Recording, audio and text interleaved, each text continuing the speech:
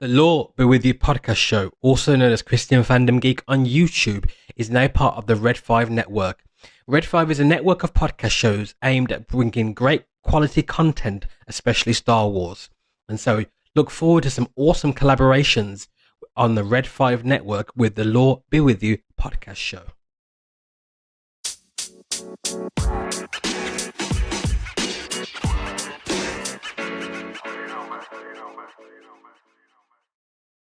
Welcome to the Law Be With You podcast show, also on Christian Fandom Geek on YouTube.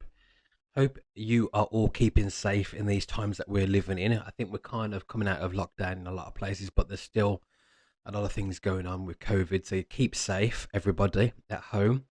I hope you're enjoying the show wherever you are, if you're at work, if you're at home, if you're jogging or whatever you're doing a bit of a workout. I hope you're enjoying the show.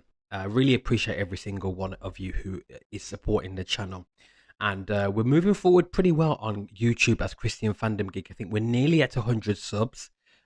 Really thankful and thanking God for the support.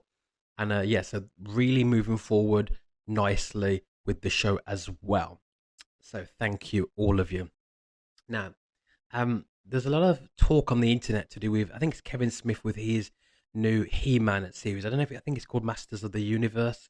A lot of complaints about it. Now, from what I've understood, it's brushing the general premise or ideas are that it's a rebooted He-Man series, animated series. So it's not live action, it's animated.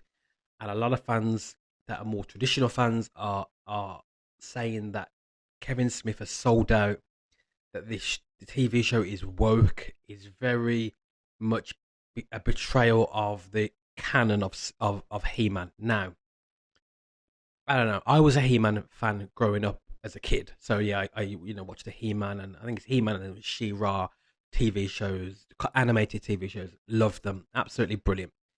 I haven't yet watched his Kevin Smith version of He-Man, so I will have a look at it, and it probably will get spoken about more in an episode of the Law Be With You podcast show.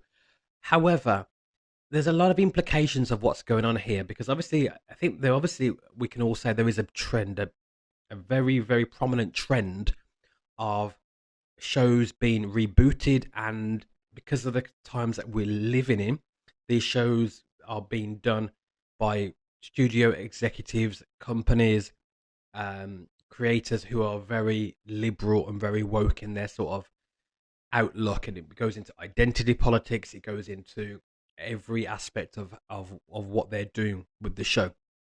Now, there's two issues here for me as somebody who is a massive.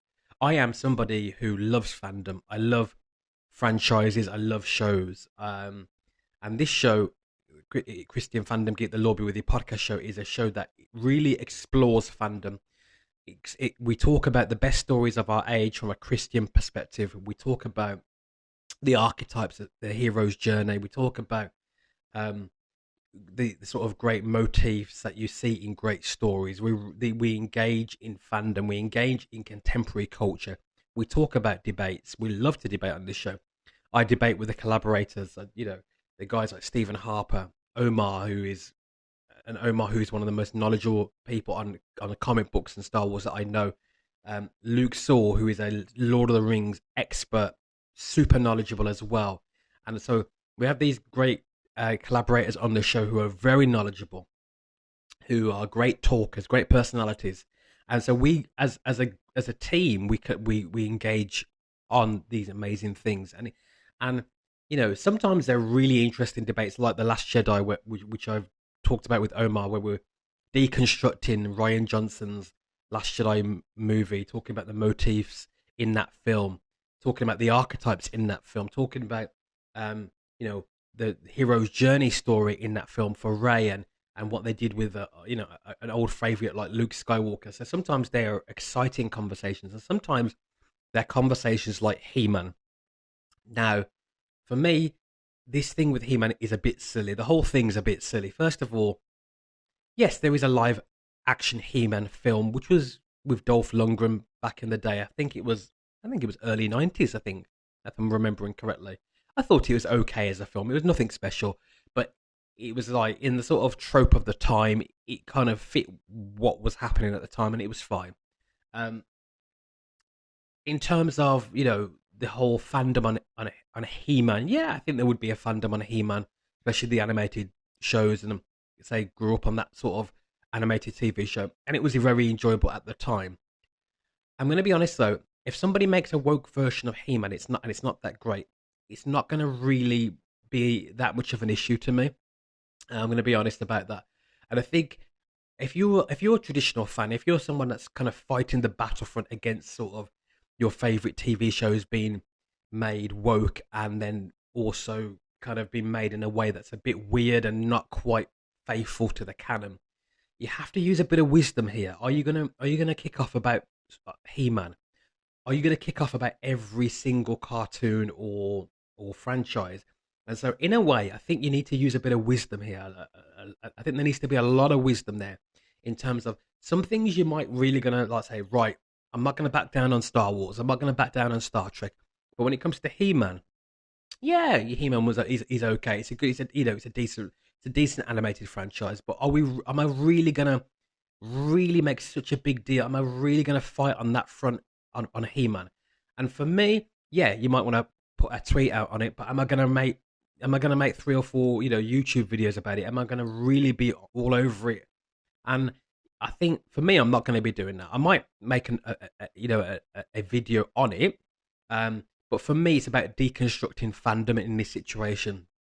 Now, that being said, there is a trend for, as I said earlier in this episode, for a sort of liberal focus to come in on franchise, especially in our contemporary times where there's a lot of identity politics. We saw it in Star Wars with Kathleen Kennedy, and J.J. Abrams and Rian Johnson, went from The Force Awakens, which was a pretty decent but safe opening film, into a very much going towards identity politics in The Last Jedi and The Rise of Skywalker. And in Star Wars, the whole identity politics hasn't worked very well. It's caused a fandom war. So there's really that sort of fandom war going on with Disney Lucasfilm. Kathleen Kennedy really is at the center of it, and a lot of the traditional fans, a lot of the loyal fans to the franchise, don't like what she's done. I personally don't like a lot of the decisions that Kathleen Kennedy has made in the main canon sequel trilogy films, but I do respect the fact that she's the president of Lucasfilm. She has, it is her prerogative to make those choices and decisions. And I do also have that wisdom to understand that not everybody's going to be pleased. Whatever Kathleen Kennedy did, you would never have a situation where everyone would be pleased with what she's doing anyway. That being said, this sort of identity politics and the wokeness that kind of was coming into Star Wars does need to be addressed, because this is the issue with wokeness and identity politics, which is obviously what's really the hot topic, the hot question right now in fandom and in these great franchises, these great stories that we love. Is the companies, the studios are very woke. The chief executives are very woke, and you're getting very woke storylines, identity politics coming in these franchises like He-Man now, and it is a difficulty. It is a situation that a lot of traditional fans that just love the canon, that want the source material to be respected, they are rattling against it. They are saying no, enough's enough. But for me, use wisdom, guys. If you're a creator or if you're somebody that is just loves fandom, I think wisdom is needed in these times. Is it really worth it going on about He-Man? I'd save your energy for things that are franchises that are probably more important to you, like Star Wars and things like that. In terms of critiquing the woke culture, yeah, I think there's a big conversation there about critiquing wokeness and woke culture. I think the issue for me with wokeness and woke culture is that it often comes across like having identity politics, having ticking those boxes for is this, have we got somebody who's gay? Have we got somebody who's trans? Have we got somebody who's lesbian? Have we got somebody who's pansexual? Have we got somebody who's You know, it starts. Have we got someone who's metrosexual? I mean, it starts getting to a point. Have we got 5 black people and 7 Asian people and 10 Chinese people? I mean, it starts to get to a point where it starts to get silly. It starts to get to a point where ticking a box and having a sort of certain demographic do certain roles becomes primary, becomes the motivator, becomes the it takes precedent over story, over canon, over lore. And we like to talk about lore and canon on the Lore Be With You podcast show. And so you have to think about these things when it comes to a story, whether it's Star Wars, whether it's Lord of the Rings, whether it's Tolkien, whatever it is, whether it's George Lucas, whether it's Star Trek, whatever franchise you love, whether it's comic books like Superman or Spider-Man or Batman, all these great franchises that we're really into, and there's a lot of them. Green Lantern, another great one. When it comes to all these great stories and these great franchises, the story should come first. The canon should come first. That's not to say that you can't do new things with it. And so that in that regard, there will be fans that will always not like what a new director or a new creator is doing with a show, because, there has to be a safe space to really have new ideas and instantiate those new ideas. It has to be a safe space to do that. But when we're going to the lengths of identity politics and wokeness and an overly liberal culture to such a degree that it becomes this kind of shallow sort of, we have to have 5 of them and 6 of them in the show, or we have to, and that is driving the narrative rather than the story driving the whole enterprise, then that's when it becomes a problem, because the show becomes so self-conceited and so shallow that it's focused on external things, but the heart of it, which is the narrative, which is the story, gets neglected. And that's when you get very woke stories or shows or TV shows or movies. And in terms of the diversity side of it, it looks, it's like, okay, there's a lot of diversity. We can all get behind the diversity. That's good. We want diversity. That's really represent. Like I said on this show, and I've said it on many episodes. I've said it on a lot of episodes on this show. Representation matters. Representation really does matter. I've said it. I've said it so many times on this show. I believe 100% in representation and diversity, but I don't like what's happening with the SJW social justice warrior wokeness, because it gets to the point where this whole kind of narrative of we've got to have 5 of those and 6 of those, and it has to be, that becomes more important than the story, the canon, and the lore. And that's when it becomes an issue. And I'll give you a prime example of that. In the new Star Trek show that was on Netflix, where you had Michael Burnham as the main central protagonist, season 1 was for me was quite decent, actually. And I think there'll be fans that didn't like things about season 1 who are more traditional, but I actually liked season 1. Even season 2, which got mixed reviews and got a lot of mixed reviews, and I think there was some fan backlash against season 2. Season 2 was not bad. I enjoyed the Red Angel storyline in season 2, and it has some interesting ideas to do with time travel, and sort of the idea of how technology can be viewed in a very religious way when the culture around viewing that technology don't understand its technology. It almost gets put in a sort of religious paradigm. Really interesting. Season 3 was hot garbage. Awful. Absolutely awful. And so you go from season 1 and 2 that showed a lot of promise. Yeah, it was woke, but it showed a lot of promise. But the good thing about season 1 and 2 is that even though it was woke, there was some story there, and I recognized what was woke, and I was like, I'm not so much into the wokeness, but actually there's story there. Season 1 had story. Season 2 had a pretty decent story. Season 3, hot garbage. No story there. They didn't know what they were doing. All they were focusing on was the identity politics. And so you got to a situation where the story became, in terms of importance, became less and less, but the identity politics, in terms of having having a character, more trans characters on there, the identity politics became more and more and more, and and and the emphasis on the identity politics was at the detriment of the story. And that's when you get to that situation like that, where the focus on the identity politics and the wokeness becomes the detriment of the story. That's a problem straight away.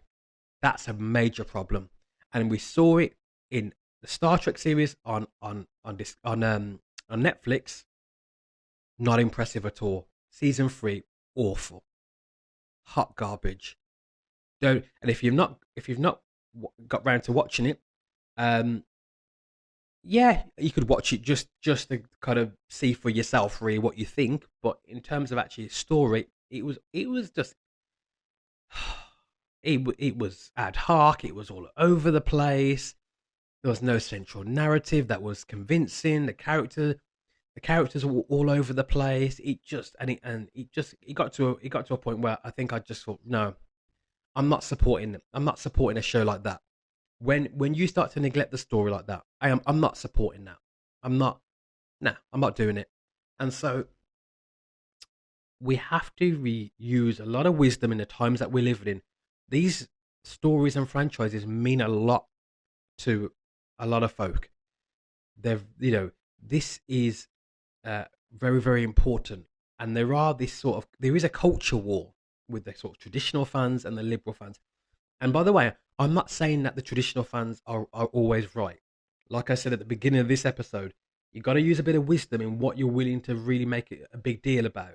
And I think for me, sometimes the traditional fans want to jump on a soapbox and go on about anything and sort of, start preaching how much they hate the SJW culture. And sometimes they're doing it about things that are not that important, or things that you don't really need to do that about. So actually, I'm happy to critique both sides. I would probably say I'm more towards the centre, but I'm more probably on the traditional side myself. But actually, I'm very forthright to be able to critique the traditional fans as well, because they're not perfect.